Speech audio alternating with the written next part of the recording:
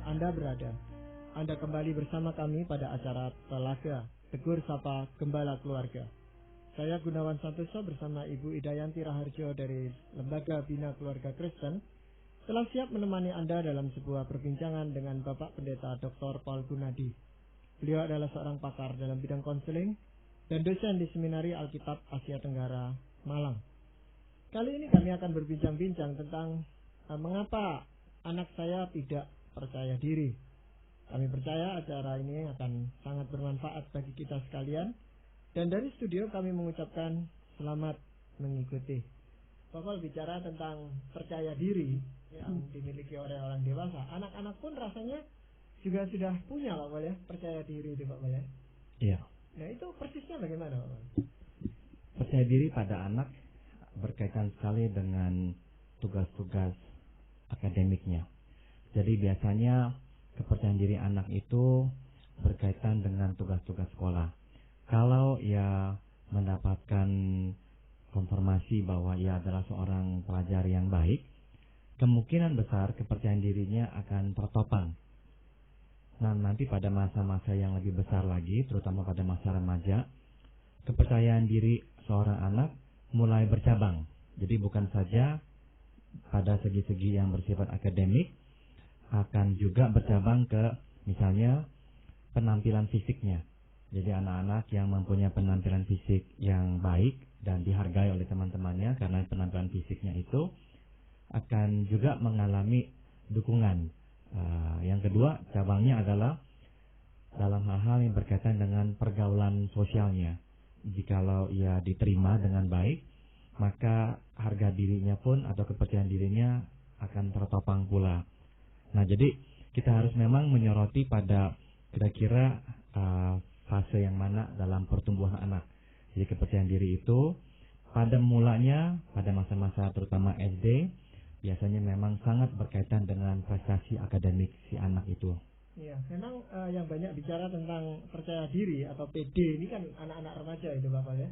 Tapi sejak dia belum bersekolah, seseorang anak belum bersekolah, apakah kita di rumah itu sudah bisa menumbuh kembangkan akan percaya diri anak itu Bapak? Sebetulnya kepercayaan diri anak itu sangat bertalian dengan perlakuan orang tua pada si anak justru di masa-masa sebelum ia bersekolah. Dengan kata lain, apa yang kita berikan kepada anak-anak di usia-usia di bawah misalnya 5-6 tahun akan sangat mempengaruhi kepercayaan dirinya sewaktu dia nanti memasuki sekolah. Apa yang saya maksud? Yang saya maksud adalah perlakuan orang tua yang penuh kehangatan. Nah, itu adalah suatu modal yang akan memberikan si anak kekuatan melangkah keluar dari lingkup rumahnya, memasuki yaitu tempat yang asing baginya.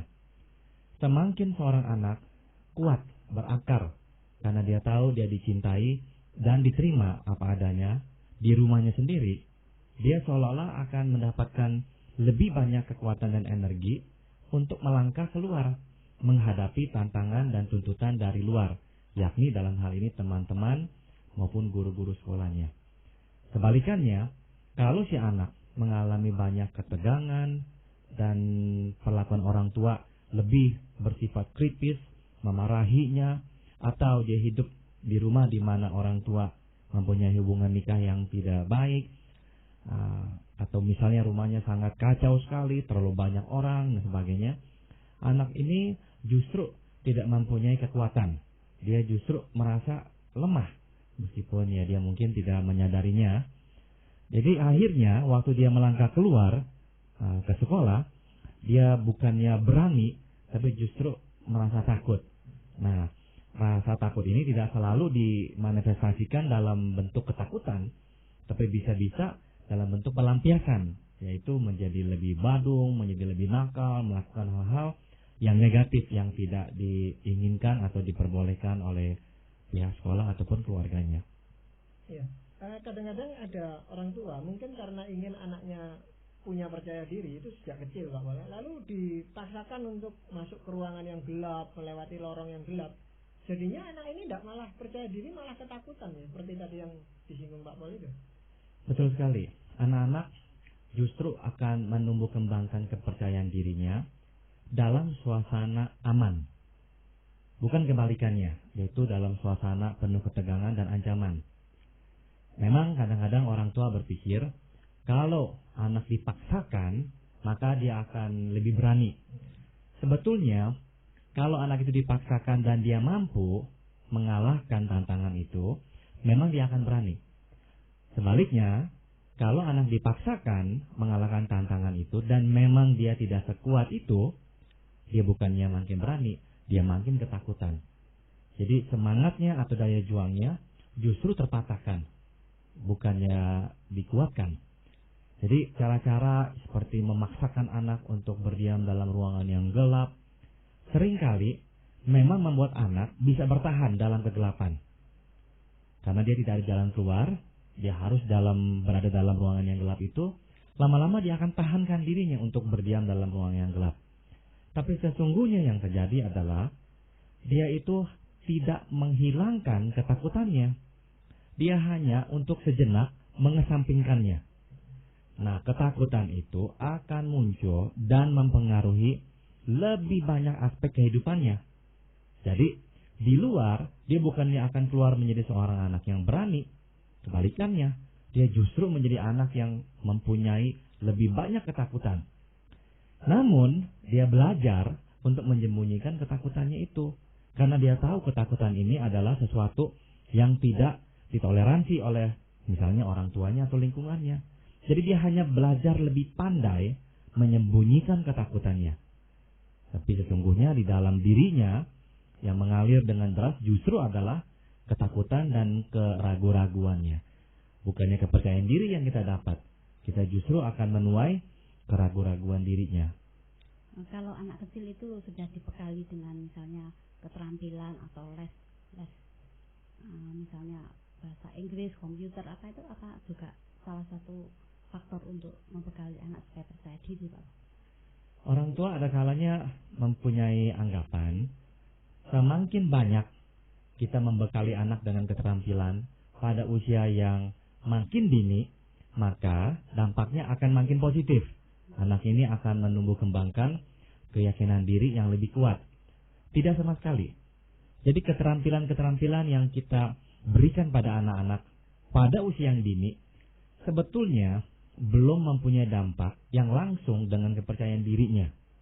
Sebab sekali lagi, pada usia-usia misalkan di bawah 12 tahun, yang jauh lebih berperan adalah kemampuan akademik si anak itu. Kalau dia di sekolah mendapatkan nilai-nilai yang bagus, kecenderungannya adalah dia mulai memupuk kepercayaan dirinya. Nah, keterampilan misalnya berbahasa Inggrisnya, kalau memang berguna dalam pelajaran sekolahnya, sudah tentu akan memberikan sumbangsi. Namun tidak secara langsung sebetulnya menumbuhkan kepercayaan dirinya. Atau kemampuan dia bermain musik atau misalnya berenang, sudah tentu akan menjadi hal yang baik, yang positif, tapi bukanlah mutlak diperlukan untuk menumbuhkan kepercayaan diri seorang anak. Ada juga yang memberikan pujian secara berlebihan dengan tujuan anak itu bangga akan dirinya sendiri gitu, Pak. Itu bagaimana, Pak? Pujian sudah tentu adalah hal yang positif. Saya boleh ibaratkan pujian dengan vitamin. Tapi kita tahu kebanyakan dosis vitamin pada tubuh kita bukannya bekerja untuk kebaikan, malah menjadi racun bagi tubuh kita. Kepercayaan diri akan sangat tertolong dan akan bertumbuh dari pujian yang diterima oleh seorang anak. Namun pujian dalam dosis yang sepatutnya dan untuk hal yang memang sepatutnya. Jadi hindarkan pujian yang berlebihan dalam pengertian mengidolakan anak. Misalkan kata-kata engkau anak yang tercantik, engkau anak yang tertampan, tidak ada anak lain yang sebagus engkau, tidak ada orang yang bajunya seindah bajumu. Nah, hindarkan perkataan pujian yang memberikan kesan si anak itu terbaik, terbagus dan sebagainya. Karena kita tahu itu adalah hal yang memang bukanlah benar dan tidak realistik. Sehingga bahayanya si anak melihat dirinya sebagai yang itu, yang paling. Waktu dia di luar, tidak mendapatkan yang terbaik atau mendapatkan konfirmasi dialah yang terbagus, dia sulit menerima. Dan dia cenderung menangkap atau menafsir perlakuan orang sebagai penolakan terhadap dirinya. Atau dia merasionalisasi dengan berkata, orang-orang yang tidak bisa menghargainya adalah orang-orang yang lebih bodoh darinya. Oleh sebab itulah mereka tidak bisa menghargai kekhususan atau kespesialannya. Jadi sekali lagi, hindarkanlah pujian-pujian yang terlalu berlebihan. Berikutnya tentang pujian yang juga harus diwaspadai oleh orang tua adalah jangan terlalu sering memuji anak atas karakteristik yang memang dia sudah miliki dari awalnya. Maksudnya lebih bersifat bawaan. Contoh, kalau memang dia itu seorang anak yang pandai, karena memangnya sudah pandai, sudah tentu sekali-sekali kita boleh dan sebaiknya lah ya mengutarakan bahwa engkau seorang anak yang pandai. Namun jangan terlalu sering. Kadang-kadang kita pujikan itu. Kenapa jangan terlalu sering? Karena kepandaian bukanlah sesuatu yang harus dikerjakan oleh seorang anak. Kepandaian adalah sesuatu yang Tuhan berikan kepada seseorang tatkala dia masuk ke dalam dunia ini. Atau tidak berkata, tubuhmu itu bagus sekali, tinggi. Tinggi bukanlah sesuatu yang dia kerjakan, tinggi sesuatu yang dia sudah bawa sejak lahirnya. Matamu bagus sekali. Sekali lagi, mata sesuatu yang dia sudah bawa. Nah, saya tidak berkata jangan memberi pujian sama sekali atas hal-hal ini. Silakan, namun jangan terlalu sering. Yang lebih sering adalah pujian yang dikaitkan dengan kerjanya, dengan yang dia lakukan. Misalnya, ulangannya bagus, bukannya kita memuji-muji dia pandai, tapi kita memuji dia bekerja keras. Jadi dengan kata lain, pujian itu lebih dikaitkan dengan perbuatannya. Nah, sekali-sekali silakan pujikan hal-hal yang berkaitan dengan bawaannya. Tapi lebih sering kita memuji dia atas perbuatannya. Nah, ini menolong seorang anak untuk menempatkan dirinya dalam perspektif yang lebih benar. Jadi, tadi yang Pak Gunawan sudah katakan memang sangatlah tepat. Anak-anak yang menerima pujian berlebihan mempunyai konsep diri yang akhirnya terlalu menggelembung dan menuntut orang memberi pengakuan bahwa dia sebesar itu. Untuk orang tidak mengakui dia sebesar itu, sehebat itu, dia cenderung menafsirnya sebagai orang menolak dia atau orang-orang nggak bisa menghargai keunikannya dan kehebatannya. Dan anak tersebut dapat dikatakan sombong ya Pak? Tepat sekali. Dia mudah sekali mengembangkan sifat kesombongan dan saya takutnya sifat itu akan menghambat pertumbuhan sosialnya. Sebab anak-anak yang lain enggan berteman dengan anak seperti dia. Karena tidak akan bisa akrab dengannya. Nah, yang berbahaya adalah semakin dia terkucil dari lingkup pergaulan, semakin dia mengembangkan konsep diri yang tidak realistik, yang terlalu menggelembung, bahwa orang harus mengerti dirinya, orang harus mengerti dirinya. Nah, itu yang terjadi pada sebagian anak-anak yang bertumbuh kembang dalam lingkup seperti itu, Bu Ida. Jadi mereka setelah mulai remaja, akhirnya kesulitan bergaul, menuntut orang untuk bisa memahaminya, mengertinya, dan mengalah. Nggak bisa dia itu yang mengalah, orang yang harus mengalah terus-menerus, orang yang harus memberikan dia jalan di depan. Nah, akhirnya keterampilan pergaulannya akan terganggu. Nanti sudah besar, saya takutnya masalah-masalah pribadi dia makin lebih merugikannya. Iya. Untuk anak-anak Pak Paul ya, bagaimana kita bisa mengenali bahwa anak-anak ini mempunyai rasa percaya diri yang cukup gitu Pak? Pertama-tama kita harus menjelaskan ya, atau mempunyai perspektif yang jelas tentang yang kita maksud dengan kurang percaya diri. Seringkali begini Pak Gunawan, kita ini pertama-tama ya, kita nggak bisa melihat keunikan anak. Ya, tidak semua anak itu sama. Ada anak yang dari bawaannya adalah anak yang perasa, lebih peka. Nah, artinya waktu dia merasa cemas atau takut, dia lebih merasakan kecemasannya.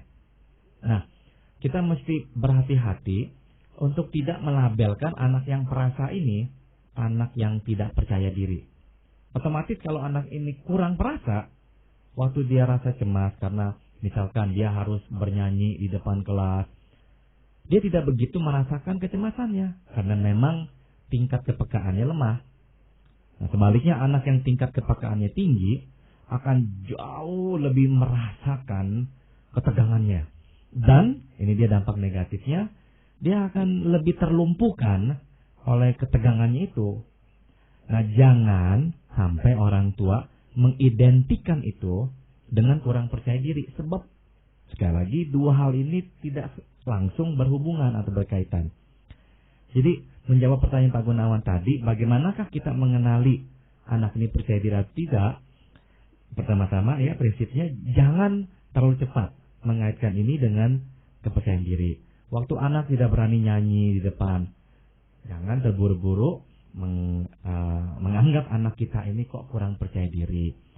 Waktu dia tidak mau disuruh oleh gurunya bermain drama, jangan kita sebagai orang tua tergesa-gesa berkata kok anak saya ini tidak percaya diri. Sekali lagi kita harus lihat tipe anak kita, ya, perasa atau memang kurang perasa. Atau ada anak yang memang merasa memasuki dunia yang baru seperti main drama adalah sesuatu yang sangat-sangat asing buat dia. Dan dia tidak tahu dia bisa apa tidak. Dan kecemasan itu adalah kecemasan yang sangat wajar. Sangat wajar. Jadi sekali lagi ini adalah juga bawaan. Ada anak yang senang drama tapi sangat gugup di depan muka umum. Artinya apa? Memang anak ini anak yang lebih, misalkan kita katakan sekarang introvert. Anak yang lebih ke dalam. Otomatis anak yang introvert tidak nyaman diawasi oleh berapa puluh atau ratusan mata. Nah, ini kan hal yang memang bersifat bawaan. Kita sekarang yang sudah dewasa tahu bahwa nggak semua kita ini berani berbicara di depan umum. Ada yang rasanya gugup, ada yang rasanya lebih nyaman. Nah, itu memang berkaitan sekali dengan sifat-sifat bawaan kita. Orang yang ekstrovert akan lebih senang untuk berdiri di depan umum dan menjadi sorotan umum. Nah, orang tua perlu, ya, sekali lagi saya garis bawahi kata perlu ini. Perlu membedakan sifat dan keunikan anak. Jangan sampai, ya, mengaitkan introvert, sifat introvert dengan kurang percaya diri. Bukan, anak yang introvert akan tetap introvert. Yang extrovert memangnya extrovert.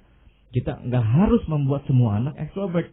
Seolah-olah anak yang extrovert itulah yang percaya diri. Tidak. Jadi kita terima dia. Makin kita desak-desak dia supaya jadi extrovert, makin gugup, makin tidak percaya diri. Ya, berkaitan dengan prestasi anak di sekolah, di bidang akademis.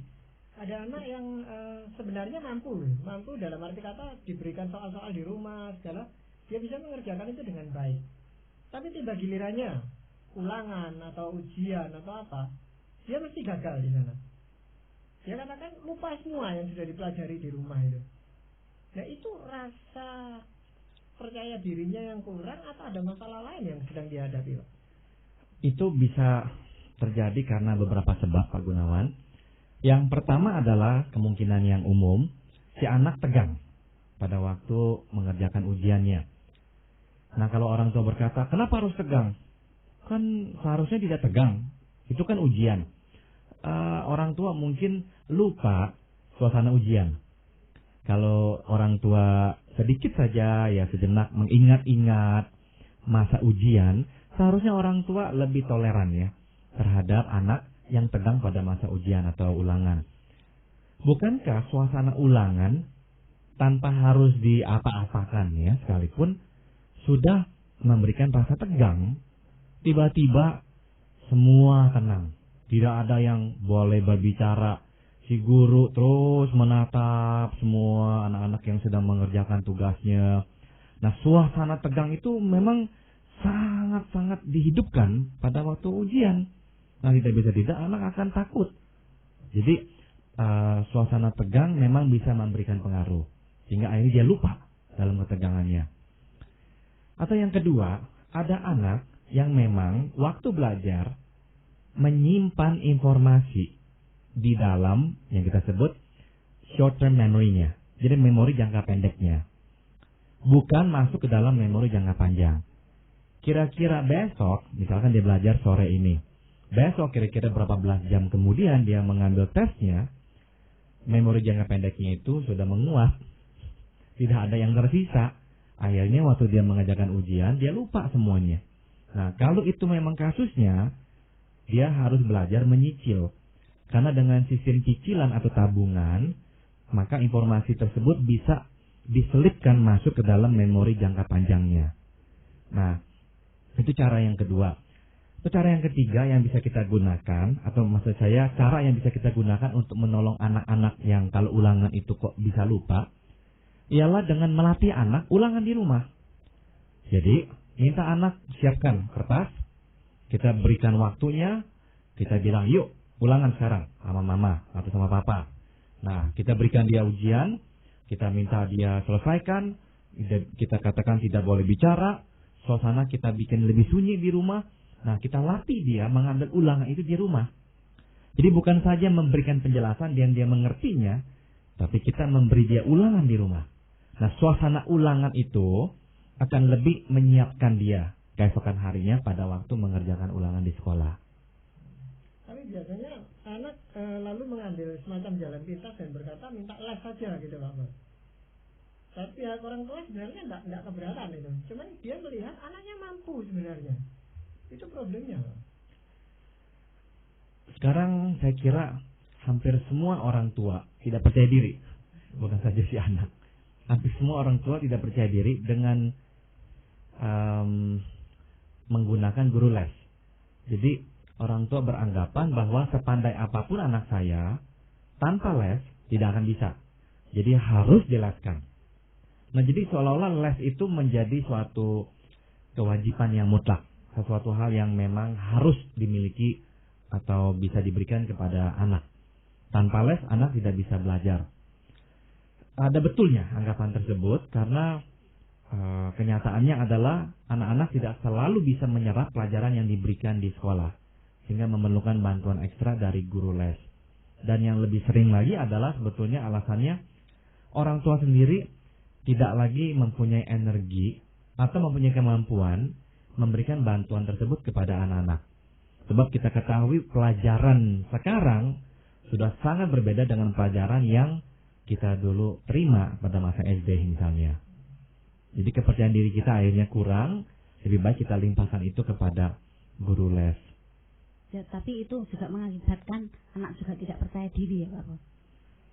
Tidak harus, bisa tidak percaya diri dalam pengertian kalau dia akhirnya terlalu bergantung pada guru les. Nah, itu memang menjadi justru ya hal yang negatif yang menghambat pertumbuhan dan tanggung jawab si anak. Tapi bisa jadi karena dia bisa waktu dia mengambil ujiannya, dia justru makin memiliki kepercayaan dirinya bahwa dia mampu melakukannya. Jadi sekali lagi saya ingin menegaskan pada anak-anak terutama di SD, prestasi akademik itu sangat-sangat penting.